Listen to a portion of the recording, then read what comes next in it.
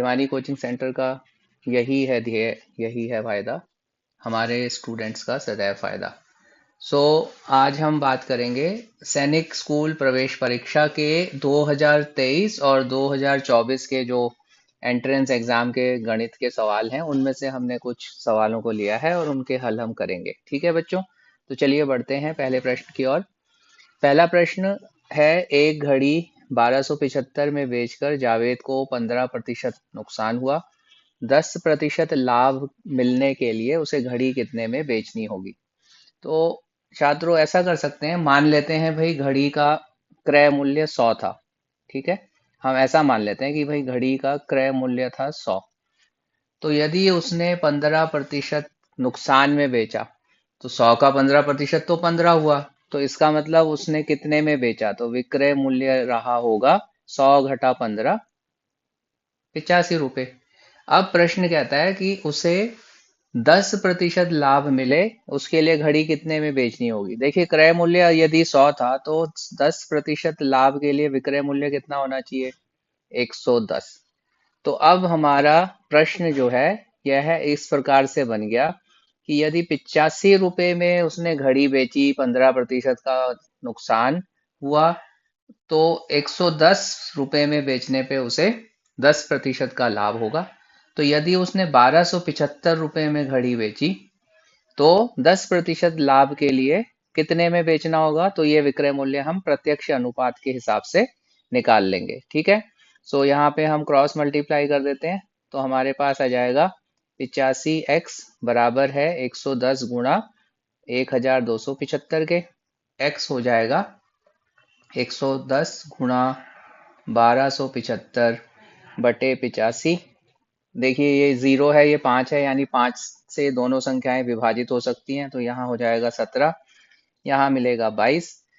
अब 17 के पहाड़े में 1275 को भाग दे दीजिए, तो यहाँ से आपको मिल जाएगा। तो अब देखिए यदि हम करते हैं तो 17 सते 119, फिर 17 में से 9 गया 8 और 17 पंजे 85। तो अब हमारे को घड़ी का मूल्य मिल रहा है भाई 22 गुणा 75।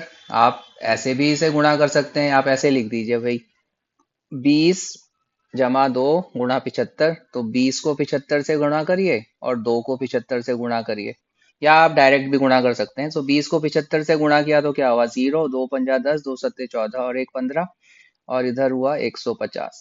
सो 1500 जमा 150, सही उत्तर 1650 रुपए। ठीक है, तो छात्रों ये मैंने आपको एक नया तरीका बताया जिसमें आप 100 रुपए मान के इसको हल कर सकते हैं। अदरवाइज आप इसको जो विक्रय मूल्य वाला फॉर्मूला है वो निकाल के पहले क्रय मूल्य निकालिए, फिर 10% लाभ निकालिए, वो भी हो सकता है। ठीक है, यदि आपने हमारे पिछले वीडियोस नहीं देखे हैं तो उनका डिस्क्रिप्शन में लिंक दिया गया है, उसमें आपको जो मैं पहला मेथड बता रहा हूँ उसके हिसाब से भी प्रश्न हल किए हुए मिलेंगे। ठीक है, बढ़ते हैं अगले प्रश्न की ओर। यहाँ लिखा गया है 13, 14, 19 ए और 17 का मध्य मान 22 है, ए का मान ज्ञात कीजिए। तो देखिए मध्य मान कैसे निकालते हैं भाई, संख्याओं का योग और उसको किससे भाग करते हैं, जितनी संख्याएं हैं उसके नंबर से। तो यहाँ संख्याएं कितनी है, 1 2 3 4 5, तो इनका योग क्या होगा। तो आइए ऐसे कर देते हैं, 13 जमा 14 जमा 19 जमा ए जमा 7, और इनको हमने किया 5 से भाग, और इनका मध्यमान कितना है, 22। ठीक है, तो अब ये 5 का हम क्रॉस मल्टीप्लाई कर देंगे, और इधर देखिए 13 और जमा 14 कितना हुआ, 27, 27 और 10 37, 37 और 9 46, 46 और 7 53। सो 53 जमा ए हुआ 22 गुणा 5 के, जो कि हुआ 110। सो ए हो गया 110 घटा 53। सो 10 में 3 गया 7 और यहाँ पे हमारे पास कितना मिलेगा, 57। सो 57 इसका सही उत्तर है। चलिए बढ़ते हैं अब अपने अगले प्रश्न की ओर। यहाँ पे पूछा गया है 4 दिनों का कितना प्रतिशत 6 घंटे होते हैं। तो 4 दिनों का, और ये है घंटे, तो एक दिन में कितने घंटे होते हैं भाई, 24 घंटे। तो 4 दिन में कितने घंटे हो गए, 4 दिन में हो गए 4 गुणा 24, 96 घंटे हो गए। सो 96 घंटे, और हमसे पूछा गया है कि भाई 6 घंटे इसका कितना प्रतिशत है। तो हम क्या करेंगे, 6/96 गुणा 100। तो यदि आपको 6 का पहाड़ा आता है तो ये हो जाएगा 6/16। फिर आप इसको 4 चौक 16 और 25, 100 को अगर हम 4 से भाग करेंगे तो 25 आएगा। सो 25/4। अब इसको हमें भाग कर देंगे, 4×6 = 24, 5 में 4 गया 1, सो 61/4% इसका उत्तर है। ठीक है। आ, ये प्रश्न करते करते मैं ये देख रहा हूँ कि तीनों प्रश्नों में सी ही उत्तर आ रहा है। ये मात्र एक संयोग है। ओके, आप प्रश्नों को हल करिए और तभी उनको चुनिए। ठीक है। अब आया, एक बल्लेबाज ने 190 रन बनाए जिसमें 10 चौके और 6 छक्के शामिल हैं। उसने बनाए हुए कुल रनों में से कितने प्रतिशत रन उसने विकेट्स के बीच दौड़कर बनाए। तो देखिए, 190 तो उसके कुल रन थे। अब उसने कितने चौके मारे, 10। सो 10 × 4 40 रन तो भाई उसने मारे चौके से, और 6 छक्के शामिल हैं। सो 6 × 6 ये हो गया 36। तो इसमें हमारे को मिल गया 76। ठीक है। इसको अब हमें क्या करना है, उसने भाग के कितने रन लिए होंगे, वो होगा 190 घटा 76। सो 10 में 6 गया 4, इधर रह गया 8। सो 114 रन उसने विकेट्स के बीच दौड़कर बनाए, और हमें प्रतिशत निकालना है तो क्या करेंगे, 114 बटे कुल रन थे 190 गुणा 100। ठीक है। अब यदि आपको 19 का पहाड़ा आता है तो 19 एकम 19, 19 छक्का 114, तो 60% इसका उत्तर आएगा। ठीक है। अब आ रहा है अगला प्रश्न, 3 विभिन्न अंकों का उपयोग करके सबसे छोटी 5 अंकीय संख्या ज्ञात कीजिए। देखिए, सबसे छोटे अंक कौन होते हैं, 0, 1, 2। ठीक है, 0 से लेके 9 में 0, 1 और 2 जो है सबसे छोटे अंक हैं। अब इनका प्रयोग करके सबसे छोटी संख्या जो बनानी है वह कौन सी होगी। देखिए, 0 से तो हम शुरू नहीं कर सकते, तो स्टार्ट तो हम करेंगे 1 से, फिर उसके बाद डालिए 0, 0, 0 और फिर डाल दीजिए 2। ठीक है। क्योंकि हमें तीनों अंकों का उपयोग करना है तो इसलिए इसका उत्तर होगा 10,002। ठीक है। अब बढ़ते हैं अगले प्रश्न की ओर। यहाँ पे हमें दिया गया है, राधिका ने 8 1/4 किलोग्राम फल खरीदे। उसमें से 2 5/6 किलोग्राम फलों का उपयोग उसने पुडिंग बनाने के लिए किया। बचे हुए फल फ्रूट सलाद बनाने के लिए रख दिए। उसने कितने फल फ्रूट सलाद बनाने के लिए रखे हैं। तो देखिए, जो उसने टोटल फल खरीदे पहले तो वो निकाल लेते हैं। तो 8 1/4 का मतलब क्या हुआ, 4 8 32 जमा 1 33/4 किलोग्राम तो उसने खरीदे कुल फल। उसमें से उसने पुडिंग में कितने यूज कर दिए, 2 5/6। सो 6 दूनी 12, 5 17/6 उसने पुडिंग में यूज कर दिए। तो अब कितना बचा, बचा के लिए हम क्या करेंगे, 33/4 घटा 17/6, और इनका लघुत्तम समापवर्त है, एलसीएम क्या होगा, 4 और 6 का। देखिए, 4 और 6 का आप कैसे निकालेंगे, 2 से भाग हो रहा है, 2 दूनी 4, 2 3 6। अब ये सभी प्राइम नंबर हैं, 2 दूनी 4 3 12। अब मुझे यहाँ 12 चाहिए तो गुणा 3, तो गुणा ऊपर में भी 3, यहाँ 12 चाहिए गुणा 2, यहाँ भी 2। सो 33 दिया 99 घटा 17 दूना 34। सो 9 में 4 गया 5, सो 65/12। अब हमें इसका उत्तर निकालना होगा, 12 पंजा 60। सो क्या होगा, 5 5/12 किलोग्राम। ठीक है बच्चों, बढ़ते हैं अगले प्रश्न की ओर। यह प्रश्न हमने कर लिया है, इसको मैं नहीं करूंगा। देखिए, अगला प्रश्न है, जिनका ल स एलसीएम लघुत्तम समापवर्त 112 है, ऐसी दो संख्याओं का गुणन 4032 है, उन दो संख्याओं का महत्तम समापवर्त निकालना है। तो देखिए, ये तो हमारा रूल है। क्या रूल है, दो संख्याओं का गुणनफल किसके बराबर होता है, उनके लघुत्तम समापवर्त और महत्तम समापवर्त के गुणा के बराबर। तो हम क्या करेंगे, 112 गुणा x को मान लेते हैं HCF, जो कि होगा बराबर किसके, 4032 के। तो हमें महत्तम समापवर्तक x निकालना है, तो क्या करेंगे, 4032 का भाग कर देंगे 112 से। तो दोनों में देखिए जो यूनिट डिजिट है 2 है, तो इसका मतलब 2 से भाग कर सकते हैं। 2 पंजा 10, 2 छिका 12, 2 दूनी 4, 0, 2 एकम 2, 2 छिका 12, फिर 2 से भाग कीजिए। अब देखिए यहां जब आप करेंगे ना 2016 का, तो एक जो है 2 से छोटा है, तो यहाँ शून्य आएगा और ये इसका उत्तर होगा। बहुत से बच्चे क्या करते हैं, गलती मैं बता देता हूँ, वो ऐसे करते हैं, 2 एकम 2, शून्य लगाया और 8 लगा दिया, जो कि गलत होगा। ठीक है, इसमें यहाँ आपको इसका बहुत ध्यान देना है। यदि आप अपने दिमाग में कर रहे हैं तो ये चीज का ध्यान रखिएगा कि इसका उत्तर कैसे निकालना है। ठीक है, अभी फिर से देखिए, यदि आप लोगों को 4 से भाग का पता है तो ये 4 से भाग हो सकता है, ये भी हो जाएगा। तो हम क्या करेंगे, 4 सत्ता 28, 4 दूनी 8, 4 पंजे 20, 4 दूनी 8।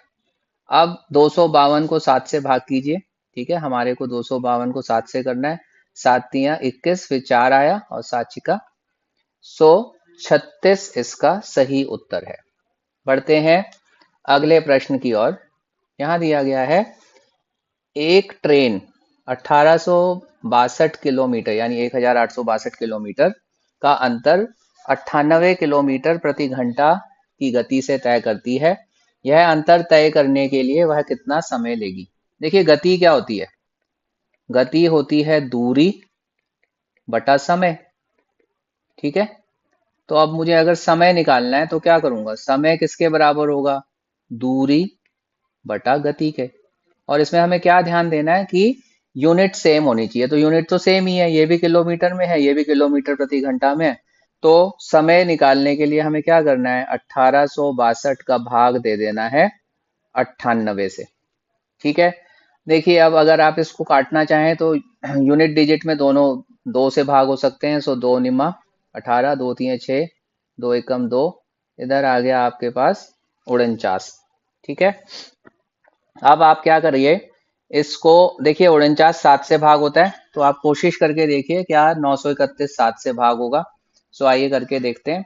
तो यहाँ हो जाएगा 7 एकम 7, सो 9 में 7 गया 2, 7 तिया 21, फिर 2 7 तिया 21, और इधर आया 7 सत्ता 49। अब देखिए फिर से भाग कीजिए 133 को 7 से। सो 7 एकम 7, फिर आया कितना 6, फिर हो गया 63 और 7 निम्मा 63। सो उत्तर क्या हुआ, 19 घंटे। ठीक है बच्चों, इस प्रकार हम ए वाले प्रश्नों का हल करते हैं। बढ़ते हैं अगले प्रश्न की ओर। दिए गए भिन्नों में से सबसे कम में से सबसे अधिक के क्रम में रचना करते हुए कौन सा भिन्न अंतिम सिरे से दूसरे स्थान पर होगा। ठीक है, हमें ये निकालना है। तो पहले तो इन भिन्न को हम क्या करते हैं, इनका दशमलव बना देते हैं। वो सबसे आसान तरीका होगा, क्योंकि अगर हम लघुत्तम समापवर्तक लेंगे तो थोड़ा लंबा पड़ जाएगा। तो 3 को 5 से भाग करेंगे, क्या होगा, देखिए 0, फिर दशमलव, 5 छिका 30, तो 3/5 तो हो गया 0.6। अब देखिए 1/3, 1 को 3 से भाग करिए, 0 आया, दशमलव 0 आया, 3 तिया 9 आया, फिर वही। तो ये क्या होगा, ये एक ऐसी संख्या बनेगी जो 0.333 चलता रहेगा। ठीक है, फिर करिए 5/6, तो 5 को 6 से भाग करेंगे, फिर आया 0, दशमलव 6 अट्ठा 48, 10 में 8 गया 2, 6 तिया, तो इधर हमारे को मिल गया 0.83। अब लास्ट की संख्या क्या है, 7/15। सो 7 को 15 से अगर हम भाग करेंगे, देखिए जाएगा पहले 0, फिर दशमलव, फिर यहाँ पे 0 आ गया। अब क्या हो गया, 15 चौका 60। ठीक है, फिर ये हो गया 100 और आ गया 15 छिका 90। अब आप देखिए हमने क्या करना है, सबसे कम से सबसे अधिक। तो सबसे कम संख्या यहाँ कौन सी दिख रही है, सबसे कम है ये। तो सबसे पहले आइए इसको लिख देते हैं 1/3। फिर कौन सी संख्या दिख रही है हमें जो कम है, वो है 7/15, तो उसे लिख देते हैं क्योंकि यह है 0.46। फिर हमें दिख रहा है 3/5, और फिर हमें दिख रहा है 5/6। प्रश्न है कौन सा भिन्न अंतिम सिरे से दूसरे स्थान पर होगा? तो उत्तर हो गया 3/5। ठीक है बच्चों, ऐसे प्रश्नों को यदि आप भाग करके करने की कोशिश करेंगे थोड़ा फास्ट होगा। ठीक है, बढ़ते हैं अगले प्रश्न की ओर। यहाँ दिया गया है, रिजूल ने एक व्यक्ति से 50,000 रुपए की रकम 3 वर्षों के लिए 8% प्रति वर्ष के दर से ली। 3 वर्षों के पश्चात रिजुल ने उस व्यक्ति को कितनी रकम अदा की, वह ज्ञात कीजिए। देखिए यहाँ हमें क्या निकालना है, देखिए ब्याज निकालेंगे, फिर जब उसने रकम वापस करनी है तो उसे मूलधन और ब्याज दोनों देना है, तो वो मिश्र धन निकालना है। तो आइए पहले ब्याज निकाल लेते हैं। तो ब्याज का क्या फॉर्मूला है भाई, I = PRT का भाग कर दो 100 से, ब्याज निकलेगा 100, मूलधन है 50,000 लिख दिया, 8% की दर भी है, 3 साल हैं, और 100 से भाग करा तो ये 2 जीरो चले गए।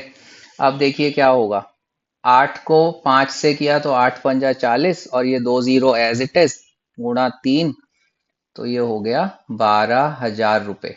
तो मिश्र धन क्या होगा, 50,000 जो कि उसने वापस लौटाना है, जमा 12,000, तो उत्तर हो जाएगा 62,000 रुपया।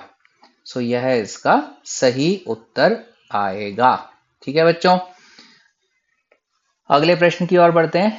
एक किसान ने 5% प्रति वर्ष की ब्याज दर से बैंक से 10,000 का कर्जा लिया। 3 सालों में वह बैंक को कितने ब्याज का भुगतान करेगा? देखिए यहाँ तो सीधा सीधा ब्याज ही देना है, तो आइए ब्याज निकाल लेते हैं फॉर्मूले से। फॉर्मूला सेम ही है।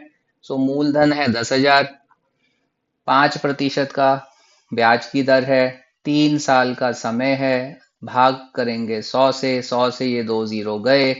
अब देखिए 5×3 = 15, और 15 को 100 से करेंगे तो आ जाएगा 1,500 रुपये उत्तर। सो यह है इसका उत्तर है।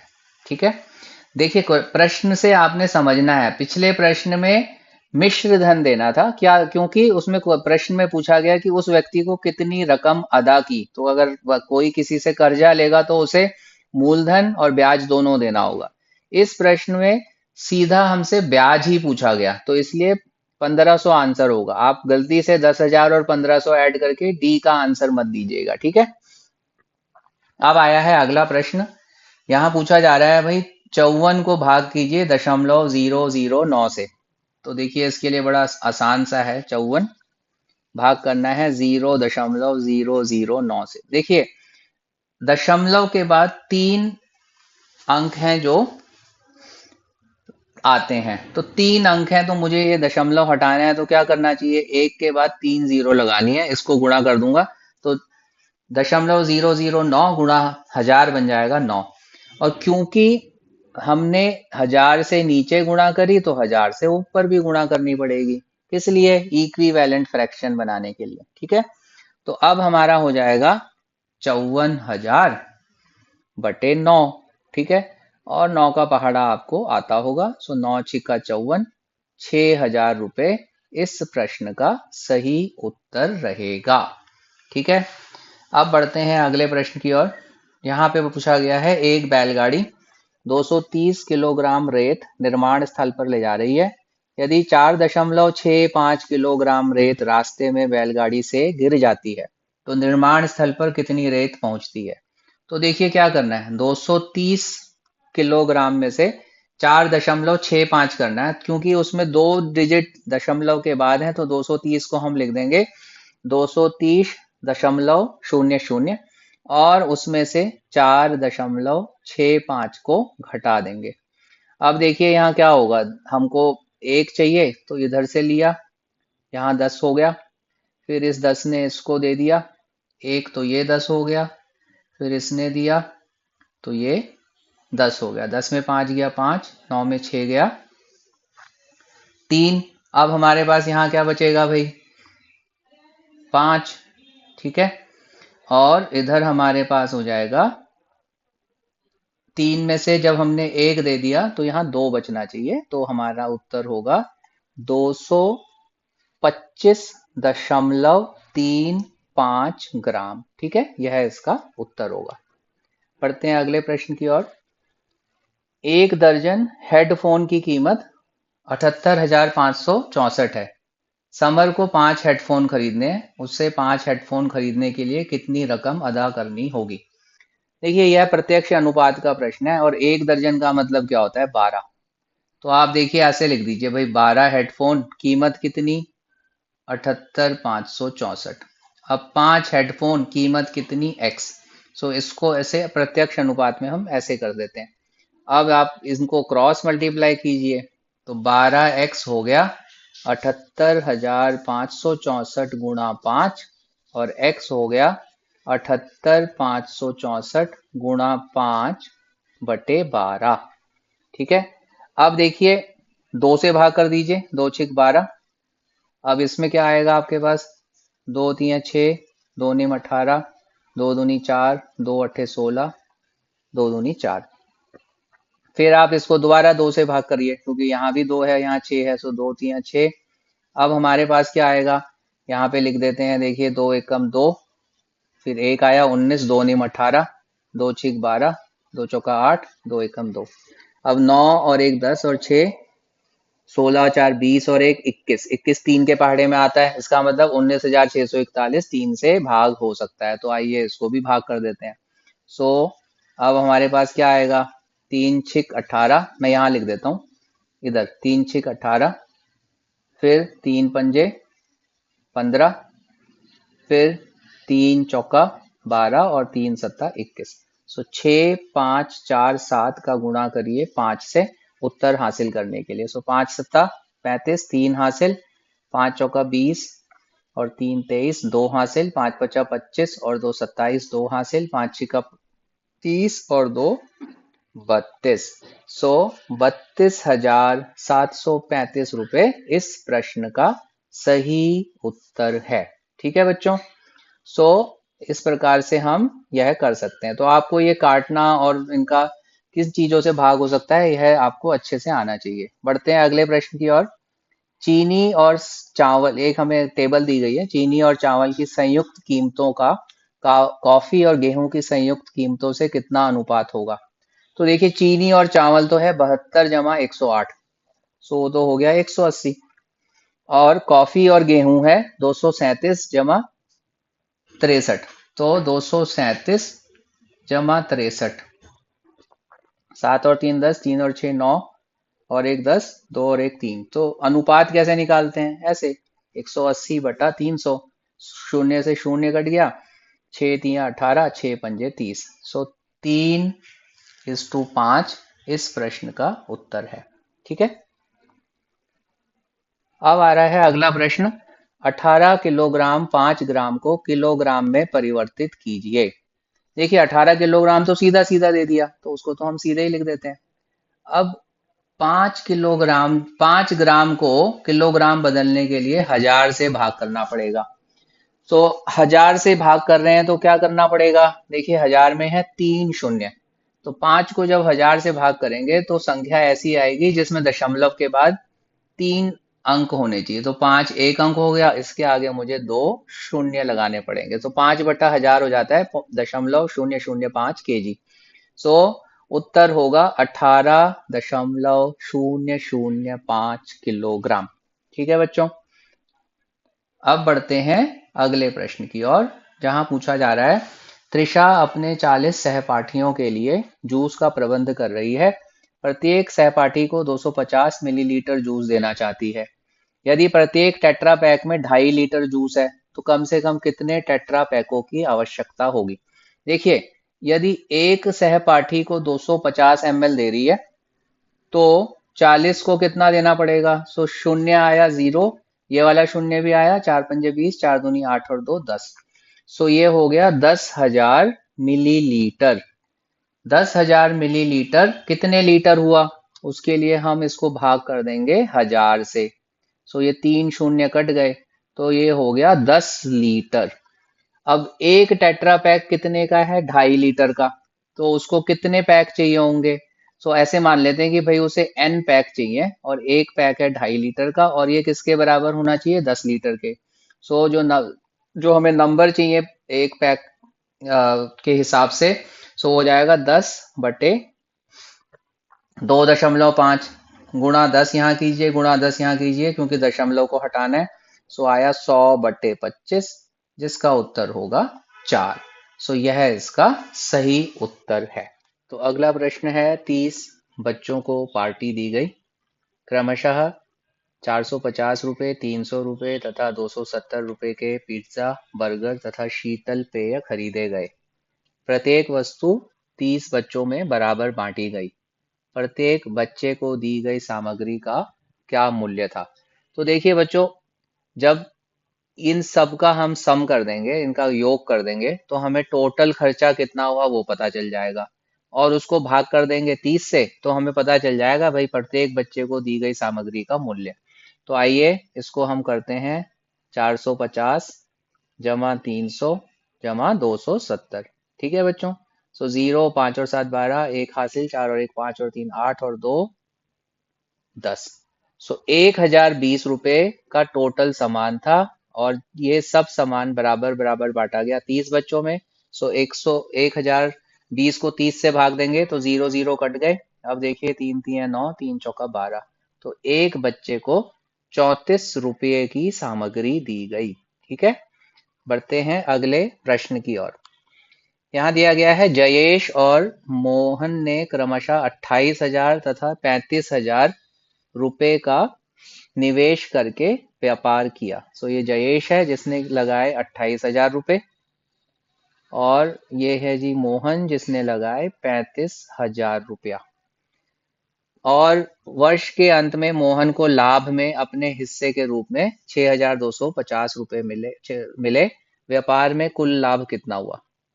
तो देखिए, पहले देखिए लाभ जो है उसमें भी इनके जो उन्होंने निवेश किया उसी अनुपात से इन्हें पैसा मिलेगा। तो यहाँ पे पहले इनके निवेश का अनुपात निकाल लेते हैं कि जयेश और मोहन का निवेश का अनुपात कितना है। तो ये दोनों 7 से भाग जाएंगे। सो 4/5, यानी जयेश के 4 भाग, मोहन के 5 भाग। सो टोटल कितने हो गए? टोटल हो गए 9 भाग, यानी टोटल 9 भाग।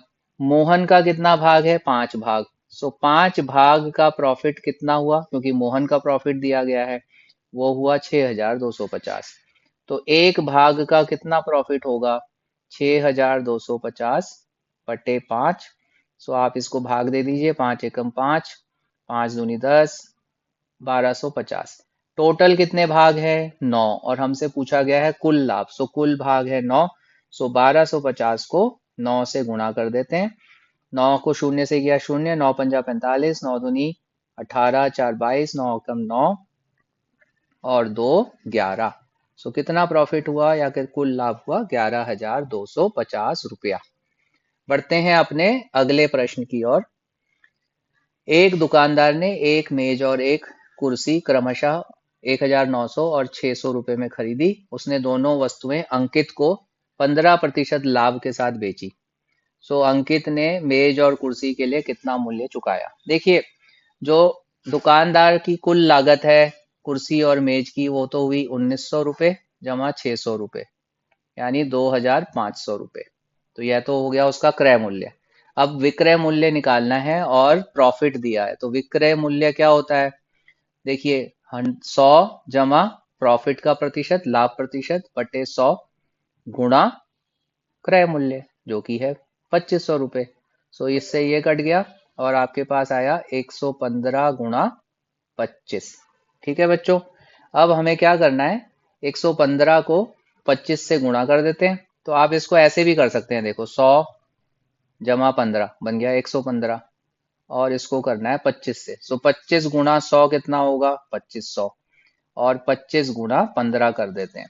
तो 15 पंजे 75, 15 दूनी 30 और 7 37, यानी 2,500 में 375 जोड़िए और आपका आंसर आ जाएगा। सो 2,875 रुपये में अंकित ने कुर्सी और मेज को खरीदा होगा। सो यह हमें इसका उत्तर मिल गया। ठीक है बच्चों, यदि आप चाहते तो आप 115 और 25 का गुणा जैसे नॉर्मल करते हैं वैसे भी कर सकते हैं। ठीक है, यहाँ मैं आपको थोड़े तरीके सिखा रहा हूँ जिससे थोड़ा सा फास्ट हम कर सकते हैं। अब पढ़ते हैं अगले प्रश्न की ओर। जसबाल ने एक पुरानी कार 1,18,000 रुपए में खरीदी। 7,000 रुपए उसके रख रखाव पर व्यय किया। अब यदि वह उस कार को 1,40,000 में बेचता है तो उसका लाभ प्रतिशत निकालना है। तो देखिए उसका कुल क्रय मूल्य कितना है। कुल क्रय मूल्य है 1,18,000 और जमा 7,000 रुपये। क्यों? क्योंकि उसने उसके रख रखाव पे खर्चा किया। तो अब आप इसमें करेंगे जमा तो ये आ जाएगा 1,25,000 हुआ उसका क्रय मूल्य। विक्रय मूल्य बता रहे हैं कि उसने बेचा है 1,40,000 में। सो अब लाभ निकालने के लिए क्या करेंगे, 1,40,000 में से 1,25,000 को घटा देते हैं। तो इसमें हमारे हाथ आ गया 15,000। सो 15,000 का लाभ हुआ कितने क्रय मूल्य पे, 1,25,000 पे। तो हमें लाभ प्रतिशत निकालना है। तो लाभ बटे कुल क्रय मूल्य जो है 1,25,000 रुपये गुणा 100। ठीक है। सो यहां से ये जीरो कट गए, दो, एक जीरो और कट गया। अब हमारे पास क्या है, 1500 बटे 125। सो 5 से भाग दे देते हैं। 5 दूना 10, 5 पचे 25, 5 तिया 15, 300, फिर 5 पचे 25, फिर 5 छिका 30, 5 60 को 5 से भाग करेंगे तो कितना आएगा, 5 एकम 5, 5 दूनी 10, 12% उसका लाभ हुआ। बढ़ते हैं अगले प्रश्न की ओर। हरीश अपनी कार 45 किलोमीटर प्रति घंटा की गति से चलाता है। 12 किलोमीटर चलाने में वह कितना समय मिनटों में लेगा। देखिए मिनटों में बताना है हमें। तो अब देखिए गति भी किलोमीटर प्रति घंटा है और दूरी भी किलोमीटर में है, तो समय कितना होगा, दूरी बटे गति। तो समय का फॉर्मूला तो हमने पहले वाले क्वेश्चन में भी किया है कि दूरी जो कि है 12 बटे गति। अब ये उत्तर आएगा घंटों में, पर हमें उत्तर देना है मिनटों में। अब 1 घंटे में कितने मिनट होते हैं, 60। तो आइए इसको 60 से गुणा कर देते हैं। तो अब देखिए आप इसको 5 से भाग दे सकते हैं। ओके। सो 5 निमा 45, इधर हो गया 12, फिर 3 तिया 9, 3 चौका 12, 3 चौका 12, 4 गुणा 4, 16 मिनट इसका उत्तर होगा। ठीक है बच्चों। तो अब बढ़ते हैं अगले प्रश्न की ओर। रमन 40 मिनट में 24 किलोमीटर की दूरी तय करता है। यदि वह अपनी गति 4 किलोमीटर प्रति घंटा बढ़ा दे तो उसी दूरी को तय करने में उसे कितना समय लगेगा। देखिए यहाँ किलोमीटर है, ये मिनट है, तो पहले तो इसको घंटों में बना देते हैं। सो 40 मिनट हो गए 40 बटा 60 घंटे, और 4 बटे 6, क्या 2 दूना 4, 2 बटा 3 घंटे। ठीक है। तो अब हमारे को क्या निकालना है कि उसने 40 मिनट में 24 किलोमीटर दूरी तय की, तो पहले तो हमें उसकी गति निकालनी है। तो गति क्या होगी, गति होगी भाई दूरी जो है 24 किलोमीटर, और उसको भाग किससे करेंगे, समय से। समय कितना लिया उसने, 2/3 घंटे। सो इसका मायने क्या हुआ, 24 गुणा 3/2, क्योंकि 24 को भाग किससे कर रहे हैं, 2/3 से। सो ये हो गया आपका 12 तिया 36 किलोमीटर प्रति घंटे की रफ्तार से वो चल रहा था। अब यदि वह अपनी गति 4 किलोमीटर प्रति घंटा बढ़ा देता है तो अब उसकी गति कितनी हो जाएगी, 40 किलोमीटर प्रति घंटा। अब उसे समय निकालना है हमें कि भाई 24 किलोमीटर कितने दूर देरी में तय करेगा। सो वो आएगा 24/40। ठीक है। समय कैसे निकालेंगे, दूरी बटा गति, गति कितनी है 40। आंसर देना है मिनटों में, तो 1 घंटे में 60 मिनट होते हैं, तो इसको कर देते हैं 60 से गुणा। सो 4 छिका 24, 6 गुणा 6 36। सो उत्तर हुआ 36 मिनट। ठीक है बच्चों। अब बढ़ते हैं अगले प्रश्न की ओर। यदि 420 संतरों का मूल्य 2520 है तो 8 दर्जन संतरों का मूल्य। देखिए 8 दर्जन का पहले मतलब निकालते हैं कि भाई 8 दर्जन में कितने हुए, एक दर्जन में होते हैं 12। सो 8 गुणा 12, 96 संतरे। अब यह प्रत्यक्ष अनुपात का प्रश्न है। देखिए 420 संतरों का मूल्य 2520, हमसे पूछा गया है 96 का, तो इसको मान लेते हैं कि x है। सो ये 420/96 बराबर हो गया 2520 बटा x के। प्रत्यक्ष अनुपात में ऐसा ही करते हैं। अब क्रॉस मल्टीप्लाई कर दीजिए। सो 420x बराबर हो गया 2520 गुणा 96। सो x किसके बराबर होगा, मतलब 8 दर्जन संतरों का मूल्य जो कि x है। तो इसको करेंगे 420 से भाग, शून्य से शून्य कट गया। अब देखिए 2 दूना 4, 2 एकम 2, आप इसको कर सकते हैं 48। ठीक है। अब 5 और 2 7 और 2 9, 252 मतलब 3 से भाग हो सकता है। सो ये हो गया 3 सत्ता 21, 3 अट्ठे 24, 3 चौका 12 और 7 से भाग होता है 84, 7 एकम 7, 7 दूनी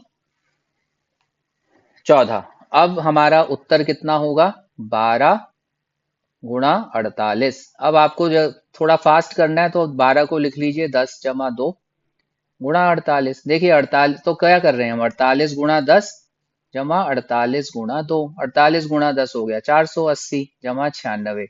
सो 480 जमा 96, 6 8 और 9 17, सो 576 रुपया इस प्रश्न का सही उत्तर होगा। ठीक है बच्चों, देखिए मैं गुणा की आपको एक तरीका बता रहा हूँ जिससे फास्ट कर सकते हैं। अगर आपको लगता है कि आप जो हमारा नॉर्मल तरीका है उससे करना चाहते हैं गुणा, उत्तर तब भी यही होगा, आप उसको उस प्रकार से भी कर सकते हैं। ठीक है बच्चों, अब बढ़ते हैं अगले प्रश्न की ओर। यह भी प्रत्यक्ष अनुपात का है। यदि 16 बस्तों का मूल्य 1520 है तो 3 बस्तों का मूल्य, तो देखिए 16 बस्ते कितने के बराबर मिल रहे हैं, 1520 के। 3 बस्तों का मूल्य पूछ रहे हैं x। सो ये भी प्रत्यक्ष अनुपात है, इसको यहाँ ले जाइए, इसको इधर क्रॉस मल्टीप्लाई, सो 16x हो जाएगा 1520 गुणा 3 के। तो x यानी 3 बस्तों का मूल्य होगा 1520 गुणा 3 बटे 16। अब देखिए यदि आपको 4 से भाग का पता है तो 20 4 से भाग होता है, तो इसका मतलब 1520 भी 4 से भाग हो जाएगा। सो 4 चौका 16। अब यहाँ देखिए क्या होगा, 4 3 12, 5 में 2 गया 3, सो 4 अठा 32। अभी 80 भी 4 से भाग होता है, सो 4 एकम 4। अब क्या होगा, 4 निमा 36, 4 पंजे 20। तो अब आ गया 95 गुणा 3। सो 3 पंजे 15, हासिल 1, 3 निम 27 और 1 28। सो उत्तर हो गया 285 रुपए।